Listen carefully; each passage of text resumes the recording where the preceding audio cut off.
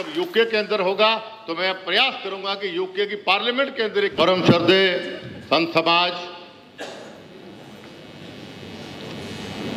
यहां पर उपस्थित विशेष रूप से हमें आशीर्वाद देने आए शेख माजिद राशिद अल मुअल्ला,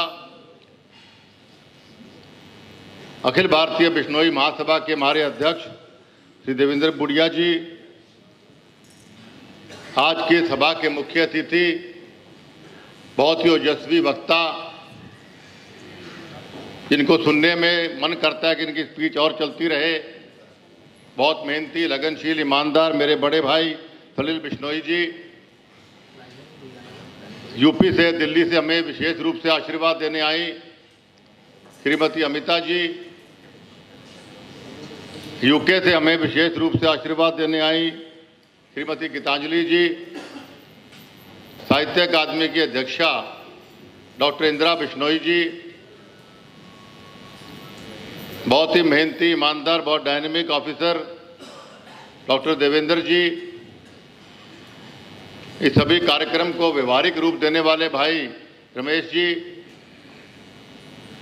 नाम लूंगा बहुत लंबा समय लग जाएगा, और हमें हमारे साथ कंधा से कंधा मिला के चलने वाले, मैं नाम भूल गया पहले, डॉक्टर श्री आदरणीय राणा सोढी जी, बुजुर्गों, माताओं, बहनों, नौजवान साथियों, प्यारे बच्चों, समय का अभाव है और मैं समय की गरिमा सबसे ज़्यादा समझता हूँ। मैंने कल भी कहा था कि 9 से 11 का मतलब 9 से 11 ही होना चाहिए था। हम कल अगला कार्यक्रम खा गए थे। बहुत लंबा स्पीच मैं आपको नहीं दूंगा। मैंने बहुत विस्तार से आपको सारी बातें कल समझाई, और 2 दिन से मैं बीच बीच में YouTube चैनल को फ़ोन पे सुन रहा था, देख रहा था। बहुत बढ़िया ढंग से एक एक वक्ता ने हीरों की तरह, मोतियों की तरह माला को पिरो के आपको समझाया, पर्यावरण के खतरे को लेकर, हमारे समाज के बारे में, और कैसे गुरु महाराज ने हमें जो कर्तव्य हमारा बनता है उसके बारे में।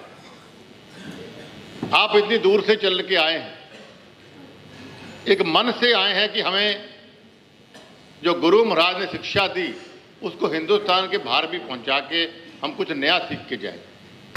2 दिन में आपने बहुत सीखा। बीच बीच में कुछ लोग फरलोई मार रहे थे, मुझे पता है। कोई एक तो आज मैं मॉल में था, 2-4 मैंने मॉल में भी दिख के छोड़े फोटो खींचते हुए, लेकिन चलो वो सब चलता है। लेकिन चलो, अगर आपने 50% भी, 40% भी, 70% भी अगर आपने इस सभा में उपस्थिति दी है अपनी, तो मैं समझता हूँ बहुत कुछ, बहुत इंपॉर्टेंट, बहुत सराहनीय काम आपने किया। लेकिन इस उपस्थिति को आप अपने साथ जब लेकर जाएं, जैसा मैंने कल कहा, बल्कि यहीं से आप शुरू करें। साथ जब यहाँ से लेकर जाएं तो वहाँ अपने अपने इलाकों में प्रचार प्रसार में कमी मत छोड़ें। वही सच्ची श्रद्धांजलि गुरु जम्बेश्वर भगवान को होगी, मैं समझता हूँ। 3 चीजें छोटी छोटी आपको बताता हूँ जिसको आप समझ पाएंगे। गुरु जम्बेश्वर भगवान ने बिश्नोई समाज बनाया मानवता के कल्याण के लिए। 29 नियम बनाए मानवता के कल्याण के लिए। सब जानते 550 साल पहले दिव्य दृष्टि से देख लिया था कि एक समय ऐसा आएगा कि हमें मशीनें सांस लेने के लिए शहरों में लगानी पड़ेंगी, जैसे बॉम्बे और दिल्ली के अंदर और लग गई। एयर प्यूरीफायर आप जानते हैं, क्या सोचा था किसी ने? 550 साल में गुरुजी ने सोचा था। तो उन्होंने पर्यावरण रक्षा के लिए नियम बनाए, बिश्नोई बनाए। उसकी आपको लोगों को जाके डिटेल समझानी चाहिए। मुझसे पहले भी कहा कि अभी हिंदी इंग्लिश में, सलील जी ने कहा हिंदी इंग्लिश दोनों में हमें इसका प्रचार प्रसार करना चाहिए। दूसरा, आप जानते हैं कि शहीद अमृता देवी, उन्होंने पर्यावरण रक्षा के लिए अपनी जान दी। उन 363 बिश्नोइयों ने। गुरु महाराज ने बिश्नोई समाज बनाया पर्यावरण के लिए, अमृता देवी जी ने रक्षा के लिए अपने प्राणों की आहुति दी, अपने बच्चों की भी, और कितने लोगों ने दी, उसकी व्याख्या भी आप कीजिए।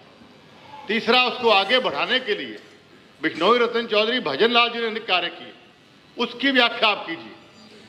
जब चौधरी भजनलाल जी मुख्यमंत्री बने हरियाणा के, तो सिर्फ 2% भूमि पर हरियाणा के अंदर वन था, पेड़ थे, और उनके शासन काल में 2% से 10% तक पेड़ लगा के वन बनाए। ये इतिहास गवाह है इस बात।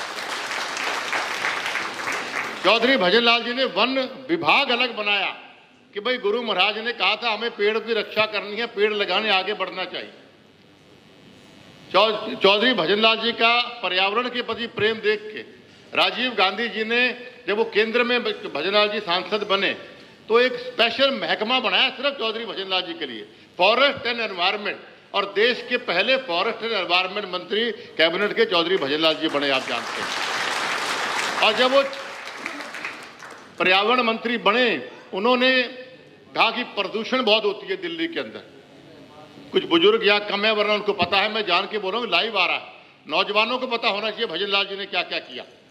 तो चौधरी भजनलाल जी ने उस जमाने में, ये 1989 की बात कर रहा हूं मैं, कोई सोच सकता नहीं था कितना खतरा पर्यावरण का आएगा।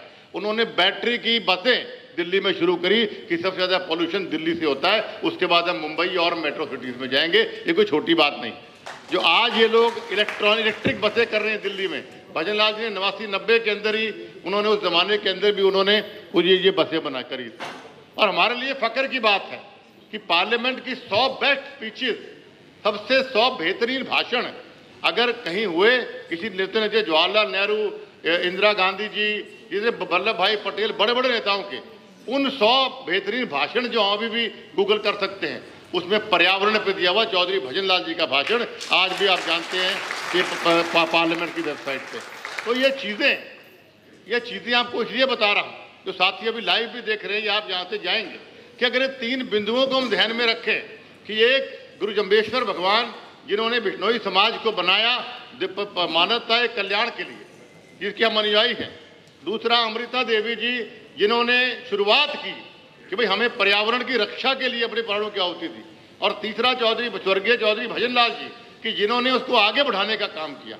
अगर इन 3 लोगों से, एक परमात्मा से, 2 लोगों से अगर हम प्रेरणा लेके आगे बढ़ेंगे, मैं समझता हूँ हमारा समाज किसी प्रकार पीछे नहीं रहेगा। और बहुत धन्यवादी हूँ यहाँ पर आप सभी का, जो आप विश्वास करके देवेंद्र जी पे, हम सब पे यहाँ पर आए। और मैं उम्मीद अपेक्षा करता हूँ, विश्वास भी है कि आप यहाँ से खुशी होकर गए होंगे। किसी बात की कमी अगर हमारे कार्यक्रम में देवेंद्र जी ने कमी रह गई हो तो भाई हम हाथ जोड़ से आपसे माफ़ी चाहते हैं। अगला कार्यक्रम सिंगापुर में होगा या कहीं भी होगा, इसमें इससे और बेहतर करने का हम प्रयास करेंगे। और अगर ये कार्यक्रम जब यूके के अंदर होगा तो मैं प्रयास करूंगा कि यूके की पार्लियामेंट के अंदर एक कार्यक्रम इस प्रकार का आयोजित करें ताकि बढ़िया संदेश पूरी दुनिया के अंदर जाए।